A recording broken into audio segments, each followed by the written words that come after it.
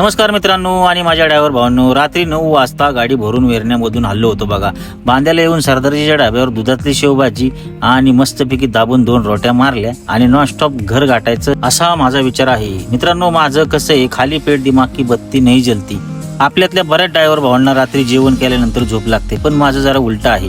पोटात काय नसले की दाबून झोप लागते बघा. तुम्ही म्हणाल हे असं कसं काय, पण दुपारी दाबून जेवलं ना मला पण झोप लागते बघा.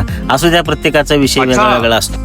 दिगंबरा दिगंबरा श्रीपाद वल्लभ दिगंबरा. ड्रायव्हर भावांनो, मला काय कोणाला कमी लेखायचं नाही, कारण ज्याच्या त्याच्या पचनक्रिया आणि हॅबिटचा प्रश्न असतो. चला मित्रांनो, हा झाला आपला वैयक्तिक विषय. मित्रांनो, आज जरा मी येणाऱ्या संकटाबद्दल बोलणार आहे. तर विषय असा आहे बघा ड्रायव्हर भावांनो, रात्रीचे 3:30 वाजले आणि जसा मी कागल मधून बँगलोर हायवेला लागलो तर हे भयानक असं दृश्य माझ्या नजरेस पडलं. कारण कोल्हापूर पास करून आलो तरी मी एकही गाडी ओव्हरटेक केली नाही. अहो, रस्त्यावर पुढं बी एक गाडी नाही आणि मागं पण गाडी नाही. फक्त 2 किंवा 3 लक्झऱ्या मला ओव्हरटेक करून गेले, पण मला एकही ट्रकवाला दिसला नाही. मित्रांनो, किनी टोल नाक्यावर आलो बघा. 4 लाईन मोकळ्या होत्या. ही परिस्थिती बाहेर देशात युद्ध चालू असल्यामुळे उद्भवली आहे. मार्केटमधील बाहेर देशात आयात निर्यात बंद झाल्यामुळे गाडी धंद्यावर चांगला फरक पडलेला दिसत आहे.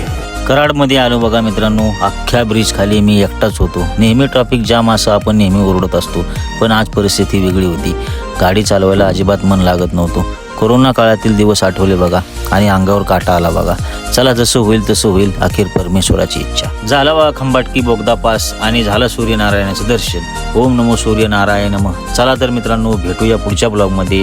व्हिडिओ आवडल्यास कमेंट करून सांगत चला आणि जाता जाता आपल्या ड्रायव्हर भावाला लाईक आणि फॉलो करायला विसरू नका. रामकृष्ण हरी.